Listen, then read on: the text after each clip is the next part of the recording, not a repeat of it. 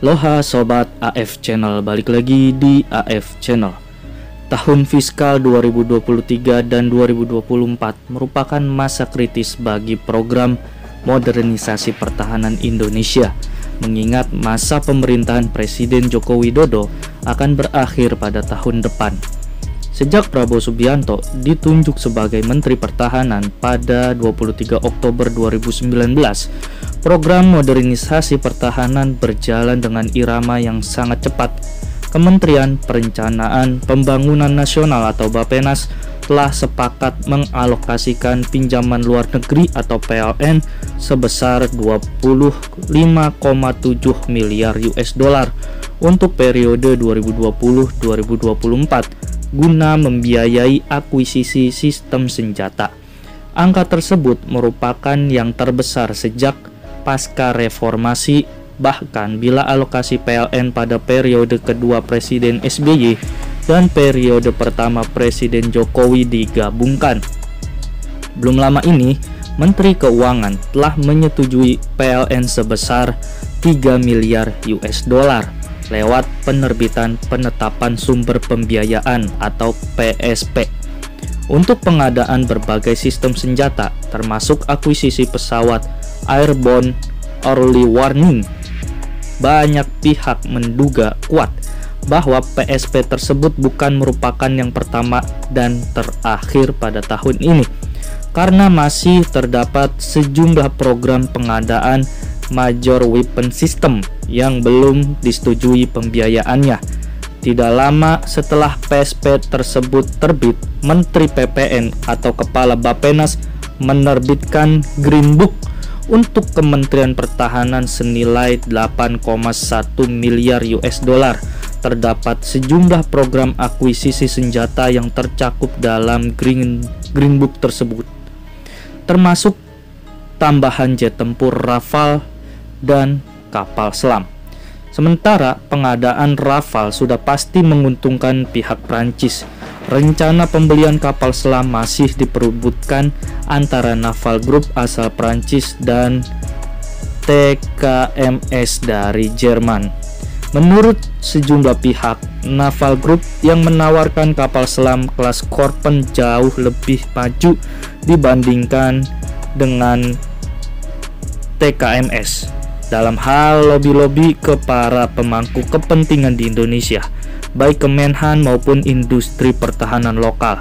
Program kapal selam dipandang sebagai program kritis karena Indonesia berkepentingan untuk membangkitkan kembali kemampuan peperangan kapal selamnya setelah program kerjasama kapal selam dengan Korea Selatan tidak memenuhi harapan. Mengacu kepada Green Book, program kapal selam memiliki pagu alokasi PLN sebesar 2,1 miliar US dollar untuk pengadaan 2 unit. Rencana pengadaan kapal selam asal Eropa ini mempunyai nilai strategis bukan saja dari aspek militer bagi Indonesia, tetapi pula aspek ekonomi dan teknologi. Sejak administrasi Presiden Yudhoyono, Indonesia telah mencakupkan penguasaan teknologi kapal selam sebagai salah satu program prioritas industri pertahanan. Mengingat bahwa program itu belum mencapai tujuan meskipun Indonesia telah membeli 3 kapal selam dari Korea Selatan, Indonesia berharap pengadaan 2 kapal selam dari galangan Eropa akan membantu menembus kebuntuan yang terjadi. Terkait dengan persaingan antara Naval Group dan TKMS, terdapat beberapa hal yang hendaknya diperhatikan oleh pengambil keputusan di Indonesia. Yang pertama adalah pertimbangan teknis operasional kapal selam. Mempertimbangkan keunggulan teknis operasional kapal selam hendaknya hanya menjadi salah satu dari sejumlah pertimbangan dalam menetapkan kapal selam yang dipilih. Akhir dari perdebatan mengenai kapal selam AIP atau AIP, Air Independent Propulsion versus non-AIP, akan ditentukan oleh taktik operasi seperti apa yang dibutuhkan oleh Angkatan Laut sebagai operator kapal selam.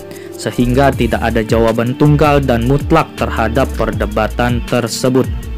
Yang kedua, antisipasi kemajuan teknologi.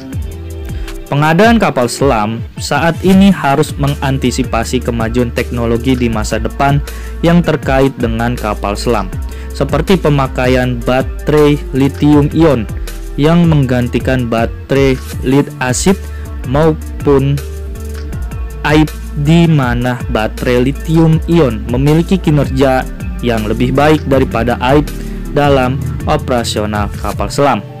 Jepang sudah mulai beralih dari teknologi air ke baterai lithium ion, sementara Naval Group akan mengikuti jejak dari Jepang dalam beberapa tahun ke depan. Galangan kapal lain sudah melirik pemakaian baterai lithium ion pada kapal selamnya, walaupun masih belum membuka kepada publik kapan akan memulai mengadopsi teknologi itu dan dalam bentuk konfigurasi seperti apa. Yang ketiga, keuntungan ekonomi bagi Indonesia. Pengadaan kapal selam baru hendaknya bukan semata kegiatan jual beli senjata biasa, tetapi dapat memberikan keuntungan ekonomis kepada Indonesia. Keuntungan ekonomis yang demikian dapat diperoleh apabila tawaran yang diberikan oleh Naval Group dan atau TKMS secara langsung mendorong pula terciptanya ekosistem industri kapal selam Indonesia. Ekosistem industri kapal selam Indonesia mungkin tercipta sebagaimana mengacu pada pengalaman India, di mana Naval Group yang bermitra dengan Magazine Dock Shipbuilding Limited atau MDL menciptakan ekosistem industri yang terdiri dari 50 firma di India. Sudah menjadi pengetahuan umum bahwa Indonesia mensyaratkan adanya alih teknologi kapal selam untuk program senilai 2,1 miliar tersebut. Hal demikian dapat tercapai apabila dalam kontrak pengadaan kapal selam dijabarkan dengan jelas apa saja kewajiban yang harus dilaksanakan oleh produsen kapal selam terkait dengan alih teknologi kapal selam. Detail-detail mengenai alih teknologi dibutuhkan karena firma barat selalu menjadikan dokumen kontrak sebagai acuan utama ketika berhadapan dengan konsumen. Berdasarkan pengalaman di masa lalu, Indonesia terkadang kurang cermat dalam mempelajari rincian kontrak sehingga gigit jari setelah kontrak aktivasi atau diaktifasi. Alih teknologi kapal selam hendaknya dilaksanakan secara serius dan bukan kosmetik saja untuk memenuhi peraturan yang berlaku, di mana Indonesia harus meminta alih teknologi secara maksimal kepada produsen kapal selam. Janji dari Naval Group untuk memproduksi semua kapal selam di Surabaya perlu ditindaklanjuti oleh Indonesia dengan meminta alih teknologi sebanyak mungkin. Cakupannya bukan saja terkait dengan konstruksi kapal selam, tetapi termasuk pula pemeliharaan kapal selam maupun pengetahuan tentang desain kapal selam. Kegagalan program kapal selam sebelumnya hendaknya menjadi pelajaran bagi Indonesia dalam merumuskan secara detail tentang alih teknologi, termasuk tentang sejauh mana keterlibatan para tenaga terampil dan insinyur Indonesia apabila konstruksi sepenuhnya dilaksanakan di Indonesia. Sedangkan pada sisi lain, kewajiban galangan luar negeri melakukan alih teknologi kapal selam secara maksimal kepada Indonesia harus diimbangi dengan kemampuan Indonesia menyerap teknologi yang diberikan secara optimal. Kemampuan industri pertahanan Indonesia menyerap alih teknologi telah menjadi perhatian khusus firma pertahanan asing sejak 2010 yang lalu. Terkait tantangan ini, pemerintah Indonesia harus memberikan perhatian khusus agar utang luar negeri sebesar 2,1 miliar US dollar mampu memberikan dampak positif terhadap ekonomi domestik maupun penguasaan teknologi kapal selam. Itulah berita yang dapat admin sampaikan. Semoga bermanfaat. Dan mohon maaf bila ada salah kata. Bila kalian suka video ini, silahkan kalian tekan tombol like, comment, share, and subscribe AF channelnya ya. Terima kasih sudah menonton. Bye-bye.